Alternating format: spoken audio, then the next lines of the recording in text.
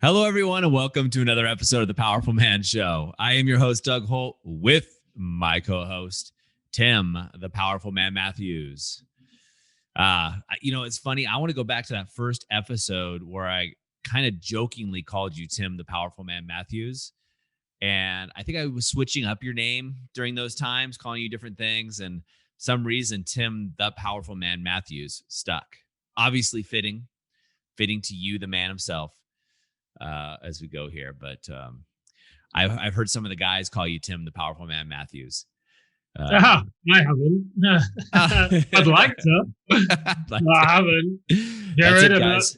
I know you're an avid listener. I expect you to call me that name from now on, please. Yeah. Does Amelia call you Tim, the Powerful Man Matthews in bed? What do you think? Absolutely, I'm sure. Every time. Yeah. No. Awesome, brother. Well, hey, man, we had a interesting conversation offline. Now we're bringing it online. Why don't you kick it off for us? Yeah, it's the idea of eroticism, right? I'm curious, what do you think, Doug, when you hear the word eroticism? That's interesting. It's kind of hard because you and I talked a little bit about this offline, so it's hard for me not to. But if I was going to try to go back to before our conversation, when I think of eroticism, I think of a steamy, hot, sensual sex scene in the bedroom. That's what I'm thinking. I'm thinking you might be getting into some kinky stuff. Yeah, me too. It's starting to get fun. Yeah, me too. I think when I think of eroticism, the thing that comes to mind is like some, down and dirty, passionate, spontaneous. It's rough and ready, and it's fun. Yeah. But in actual fact, I want to invite you to let's just ponder this statement, right? And you guys listen along. Maybe you can do the same. So, and just to give this some context, Amelia and I were on one of the coaching sessions that we had a few weeks ago, in fact. And we were talking about the touch sessions that we have and, how to take them to the next level and spice them up and all that stuff. They're kind of like a little bit of a quote unquote sandbox where apparently sex is off the table. But it's one of those things where you create a condition in theory where sex becomes inevitable. But anyway, the statement was this. Eroticism comes from the savoring of the moment. You can eat a meal or you can taste a meal. The idea being here that during the interactions that you have with your partner, part of the way that you're going to be able to, regain that spark in the bedroom is to become a lot more in tune with one another. So for you as the guy to be able to read the situation a little bit more of where she's at emotionally, right? And be able to match her a little bit and then, guide her too. But by default, in order for that to happen, you've got to become present, right? You've got to be there, not be thinking about work or feeling your phone vibrate in your pocket. I'll just be back in 1 minute. I'm just going to take this call. And you get to be there with her, where you guys are ideally the object of each other's attention for the most part. You've got to at least create some moments in the day or the week where you're going to be. Otherwise, the spark and sex just, is less likely to happen. And in those moments, it's important to be able to slow down. And this is where the idea of eroticism can come in. It doesn't actually have to be the steamy, passionate, spontaneous sex that I definitely thought of. And, it sounds like you did too. Instead, it can become really simple. It can be really simple of savoring that moment and just being with it and slowing it down. So we'll use the idea of the meal because I think that's such an easy one, right? And I've had moments like this in the past, but typically I will just eat the meal. Boom. I'll cook it, eat it, get it down. Whereas, I've also had times when I've actually sat there with the meal and I've consciously taken my time to enjoy it versus eat it. And it becomes much more of an experience than it does a task, if you will. So What are your thoughts on this, Doug? And I'd love to just go back and forth and parlay this into how the guys can take this concept into their relationship to be able to bring back some of that spark in the bedroom. Oh, you're muted, which isn't necessarily a bad thing. Yeah, yep. So I think this is one of the biggest complaints women have around sex and men, right? The whole idea that, a man is like a microwave and a woman is like a slow boil, right? So when we look at eroticism and what you're talking about, taking it back to that food analogy, it's easy. When I remember as a kid, I'd stay with my grandparents in Ohio on a farm, right? I'd do it for several months every summer.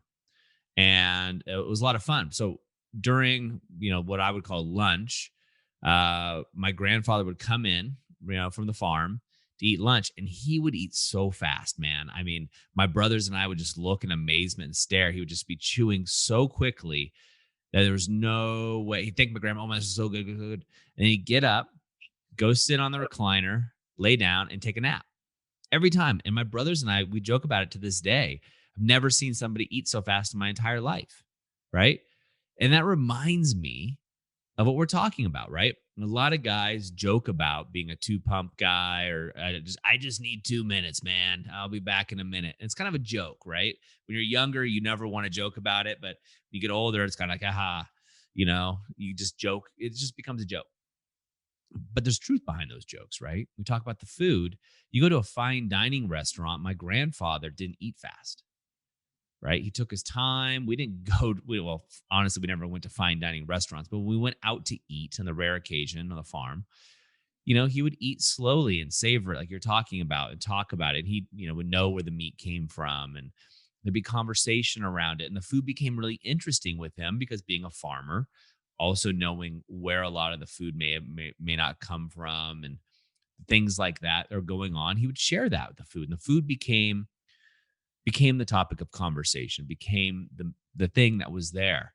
And I remember that as a kid being really enjoyable, right? Very different, right? The real quick eating as fast as possible, shoveling it down, then taking a nap in the recliner, or going out and learning about the food and the environment. I learned a lot about the true aspects of farming and where it came from. Again, this is a long time ago for me, 30 some years ago. But bring it back to sex and in the bedroom. I think a lot of us guys have been conditioned or taught or fallen into being like my grandfather at that table, eating as fast as you can, right? They're going to get theirs. And they don't necessarily like to, but they go right into it, right? Maybe they go down on their wife for 30 seconds or so, or the obligatory, maybe it's a minute or time. Either way, if they're timing it, you're doing it wrong, guys. They're going down, and then they're going to start to have sex. They finish, she doesn't, and they move on. There's nothing fun about that for your wife, guys. Nothing, right? They No. pretend or about it, but that's it. Yeah, it makes them not want to have it, right? Yeah. And, going back to the whole slow cooker idea as well, you've heard us say this before, but, for Amelia, she made the joke that, hey, if you want to have sex with me on a Saturday, it starts on a Monday.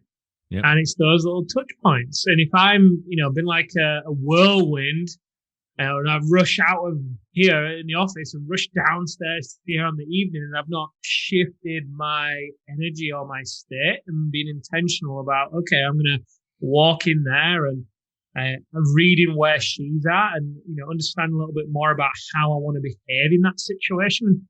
Introduced a little bit of eroticism into it. Like last night, for example, she walked up to me as I walked into the living area, and she kind of slouched and said how she was tired, and so I just held her and looked her in the eyes and just give her a little bit of a kiss and just listen. But I slowed it down. It was introducing the eroticism into the tiny little moment. I didn't try and solve the problem. I didn't take her away from it. I just, held that space, if you will. And that's the thing here, that's, part, honestly, for me, we spoke on a podcast episode a couple of episodes ago about the domino, the keystone habit, right?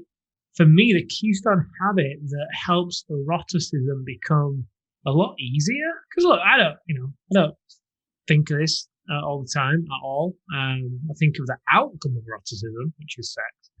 I don't always necessarily think about it. I've got to make an effort. So the way that it's made it a lot easier for me is the alpha decompression. When I do my decompression at the end of the workday, just 10 minutes, then I shift into almost like putting on a different hat, right? But when I don't do the decompression, then I go into my time with Amelia, and although I consciously know what I should be doing, the way I deliver that, my energy is kind of a mismatch. I know I want to hold space for and let her offload. We've spoken about collecting berries, but maybe I'm frowning a little bit because I'm still thinking about work. Frowning at her like, what else? You can feel it, right? So, oh, sure. Yeah, the decompression is a huge one for this. Yeah, I think when we look at this, bringing eroticism back in the bedroom, as Amelia says, if you want to have sex with me on Saturday, it starts on Monday. The key for you, right, is starting it on Monday, starting it for Tuesday for Sunday, starting it Wednesday for the next Monday, right? And that consistency. But it's also a frame of reference, guys. Like, how do you get there? And I think what happens with a lot of guys is they shut themselves down mentally, right? They forward think, or at least I've done this in the past, Tim, where you start thinking, okay, cool, I'm gonna get gonna get freaky tonight or whatever it is. Maybe it's Monday and you're thinking about Sunday or Saturday or whatever.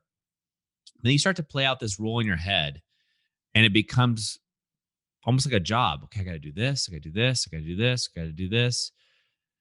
Screw that. I'm just gonna go watch the football game or whatever. This is a lot of work at this point, right?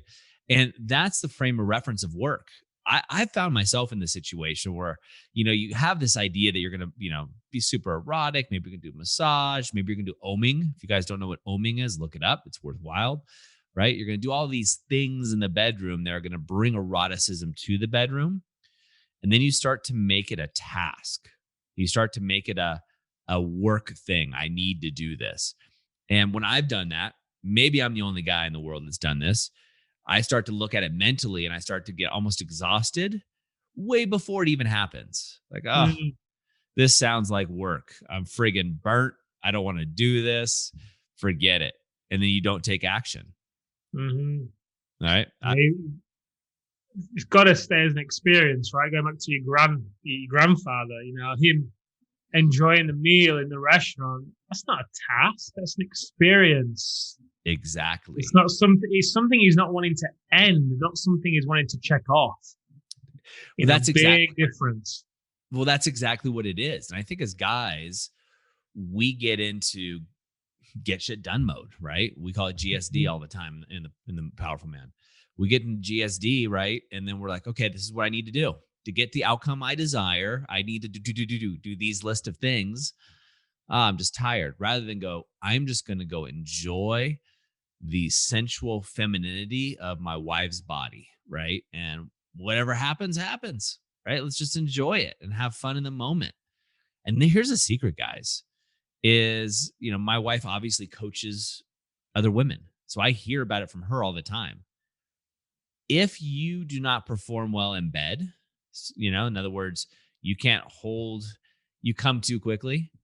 But if you're having fun and you're being sensual and you're just in the moment, you're present with your wife, she's not going to care as much, right? She'll care a little bit, but it's the fun. It's the fact that you're there enjoying an experience together, two souls merging and all that stuff, right? All that stuff. You can tell how romantic I am. Two souls merging in the bedroom, but actually really enjoying that playtime together. That's all that matters. That's where the rest of it will come naturally. You just got to do it more often, and then premature ejaculation will go away. There's a ton of exercises. We did a whole course on 6-week course on sexual mastery for the guys in the brotherhood and the inner circle. But so those guys, you guys that are newer into that program, go ahead and check that out. But the rest of you guys, just go have fun. When I got rid of the checklist in my head, I read the books. took the courses, everything from Two Girls Teach Sex all the way down to every course you could think of about sexual mastery and things like that. And for some of these, they become a checklist, right? I had so many tools in my toolbox that to get to that outcome, Doug, you get to do this, you push these buttons and all this stuff, that it became overwhelming, became work. And I'd be like, forget about it. Forget about it. I'm going to go watch the football game. All right. I'll still get laid, but eroticism, deep, fun sex, not now, not today. I've had a long day. When you get rid of that story, that feeling, then you just go have fun. And that is where eroticism happens for me. And that's where that's where the fun stuff starts happening. Mm-hmm.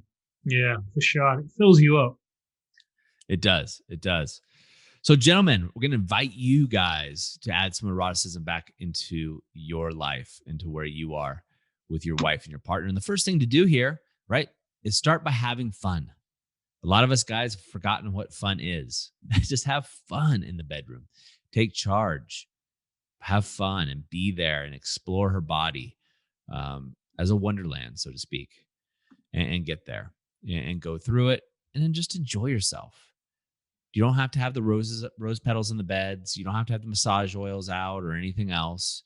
You don't have to have the swing, the straps, the tie downs. All that stuff's fun, right? But that's not what you need. What you need is presence, being present with your partner and enjoying yourself and not having an outcome at all.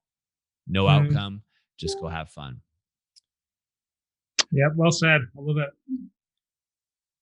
Well, guys, as always, we want you to take some action, especially with this one, right? Take action, have some fun. Worst case scenario is you have some fun sex, right? It's not a bad worst case scenario. And as always, gentlemen, we invite you to leave a review. Tim and I would both thank you. In fact, all the guys in the movement would thank you if you could just take a moment to leave a review. That's how other people find us, and it really helps us out as well to help other men out there have some fun in the bedroom, amongst other things. All right, guys, that's a wrap for us at the Powerful Man Show. We'll see you next time. Have an amazing week.